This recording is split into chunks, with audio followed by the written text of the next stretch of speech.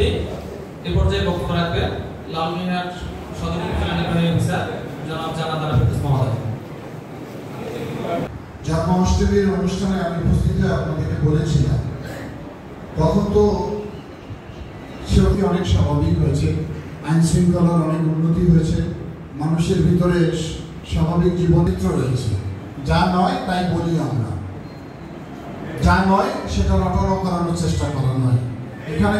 সুতরাং আমরা কি আলোকিত বাংলাদেশ করতে চাই, আমরা একটা গণতান্ত্রিক বাংলাদেশ করতে চাই, আমরা একটা বৈষম্যহীন বাংলাদেশ করতে চাই, আমরা একটা দুর্নীতিমুক্ত বাংলাদেশ করতে চাই, যে বাংলাদেশের জন্য সাম্প্রতিক সময় বাংলাদেশের ছাত্র জনতা রক্ত দিয়ে চাষ করতে চাই, আমরা একটা দুর্নীতিমুক্ত বাংলাদেশ করতে চাই, যে বাংলাদেশ। তারপরে ছিলেন উত্তম কুমার রায় সভাপতি, শেরপাড়া কালীরপাড় সার্বজনীন। দাদা একটু এদিকে তাকান।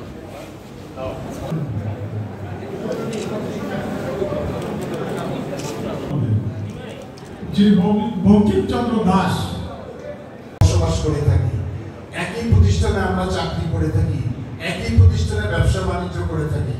ব্যবসার মালিক যদি হিন্দু হন, সেখানের কর্মচারী দেখবেন মুসলমান। যদি ব্যবসার মালিক হন মুসলমান, সেখানকার কর্মচারী হচ্ছে হিন্দু। আমরা একই চায়ের দোকানে বসে চা খাই, আড্ডা দিই, গল্প করি, একই বিয়ের অনুষ্ঠানে